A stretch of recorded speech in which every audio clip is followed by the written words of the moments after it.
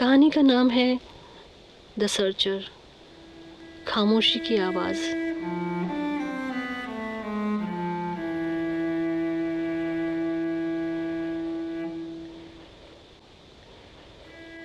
परछत्तियों से टपकती है उसकी बूंदें, गीली पगडंडियां और पत्तों पर टिमटिमाती झड़ती है उसकी बूंदें।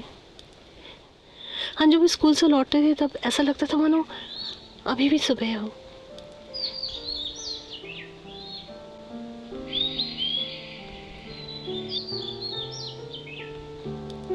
पेड़ों की डालियों को दौड़ दौड़ कर खींचती मैं, जैसे तुम पर ओस का पानी झरे और तुम भीग जाओ, पर तुम मुझ पर गुस्सा हो चिल्लाते और मैं हंसती दौड़ने लगती।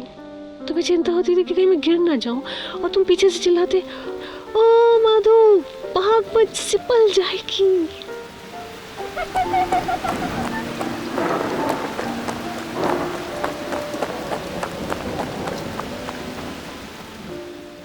कैसा अजब वर्ड था ये तुम्हारा, सिपल।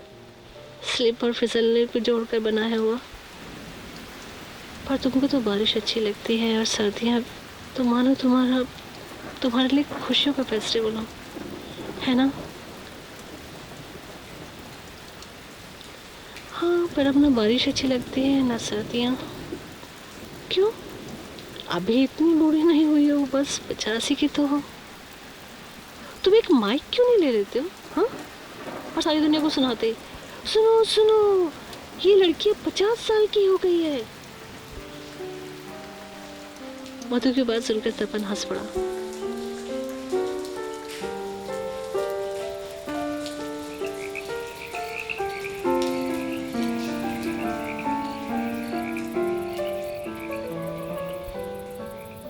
पर तुम आज भी 20 के लगते हो, उम्र ठहर गई है तुम्हारी।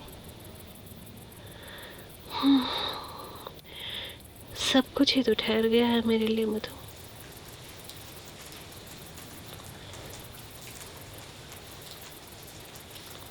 थोड़ी देर दोनों खामोश झड़ती बारिश को देखते रहे।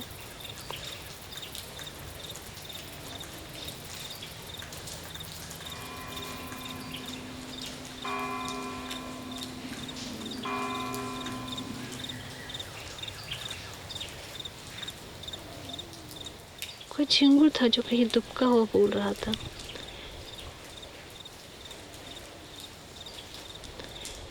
कैसी आवाज है बारिश की, अजब से लय से बहती हुई, है ना? एकटक बारिश की ओर देखते हुए मधु बोली, क्या?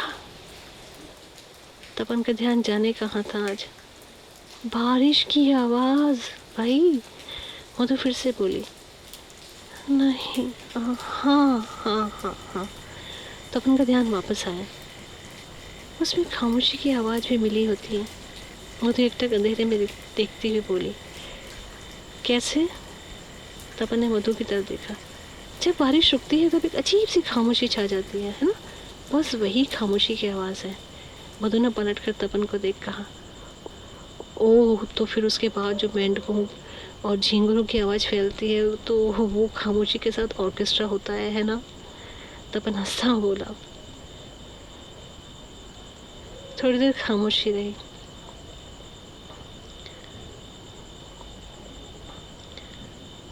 तुम्हें पता ही नहीं असल में खामोशी की आवाज़ क्या होती है, कैसी होती है। मैंने देखी है खामोशी की आवाज़। तपन बोलते हुए जाने कहाँ घूमता। देखिए मतलब? मधु ने हैरान हो पूछा। मतलब कि देखी है, उसका कोई शेप नहीं था, वो उसके होने का एहसास था। उसकी गहराई इतनी थी कि अगर एक लम्हे के लिए भी आप उसमें उतरते हो तो फिर कभी बाहर नहीं आ सकते। तपन वैसे ही खोया सा बोला, तुम्हारी बातें कुछ अजीब सी हैं। मधु तपन को देखती बोली, थोड़ी देर अगर कुछ मत पूछो तो एक किस्सा सुनाऊंगा। तपन ने पलट कर कहा, सुनाओगे या ड्रामा चाहते हो फिर से? खैर कहो।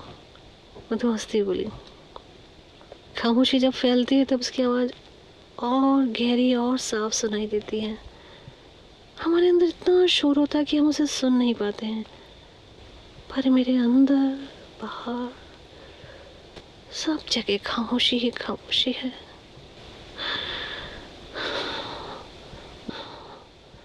बारिशों के दिन थे, कुछ ऐसा था कि लगातार बारिश होती रहती थी। उस दिन घूमते हुए मैं शहर के पुराने इलाके की ओर चला गया। वहाँ एक पुराना ग्रेवयार्ड है। बारिश से वहाँ सब कुछ साफ सुथरा सा हो गया था। चारों ओर ऊंची घास का जंगल फैला हुआ था, जिस वजह से काफी सारी कब्रें छुप सी गई थी। लगता था मानो छुपन छुपाई खेल रही हूँ, या फिर अतीत को ढक देना चाहती हूँ। अतीत।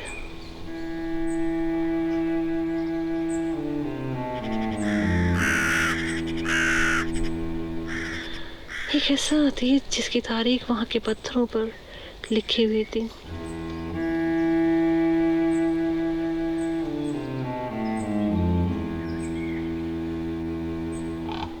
कई कब्रें तो 200 साल पुरानी है वहाँ की।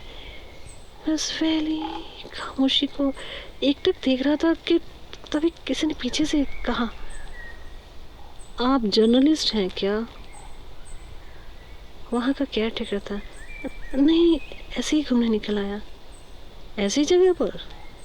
वो हैरान हो बोला, क्यों आप ही तो रहते हैं। वो तो मेरा काम है, मुझे तो यहाँ रहना ही पड़ेगा। वह बोला, आपको यहाँ रहते हुए डर नहीं लगता? मैंने उससे पूछा। किससे डरना, यहाँ सब पुरानी कब्रें हैं, 100, 150, 200 साल से भी ज़्यादा पुरानी।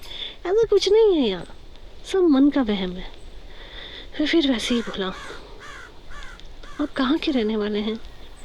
मैं आसाम का रहने वाला हूँ। खेती है वहाँ पर हर साल बाढ़ आ जाती है, और एक बार बाढ़ बहुत जोर से आ गई और बहता हुआ यहाँ आ गया काम की तलाश में।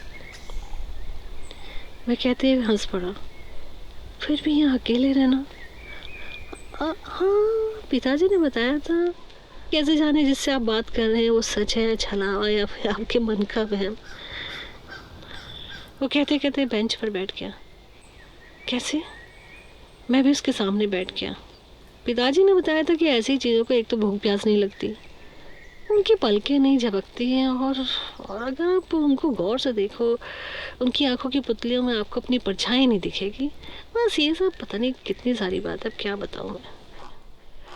वो कुछ सोचते हुए मुझे एकटक देखते हुए बोला, फिर अचानक ही घबरा कर खड़ा हो गया और हैरान नज़रों से मुझे देखता हुआ वहाँ से तेज़ी से चला गया। फिर मैं भी खड़ा हुआ और वहाँ बिखरी हुई छुपी कब्रों के बीच घूमता रहा और उस फैली खामोशी को देखता रहा।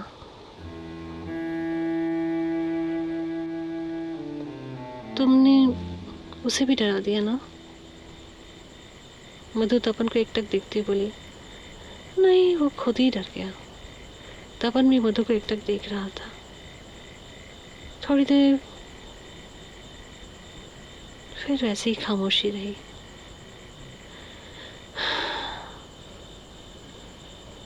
मैं आज तुमसे ये कहने आया हूँ कि अब मैं नहीं आऊँगा।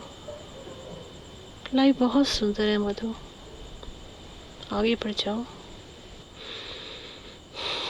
सायों के साये में नहीं जीते, तुम सुन रही हो ना?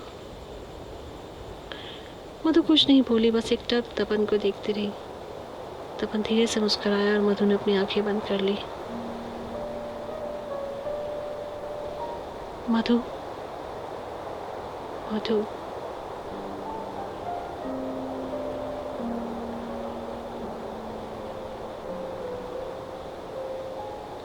तपन की धीमी आवाज सुन मधु ने धीरे से आंखें खोली। सुबह की हल्की रोशनी फैलने लगी थी। धीमे धीमे ठंडी हवा चल रही थी। तपन जा चुका था।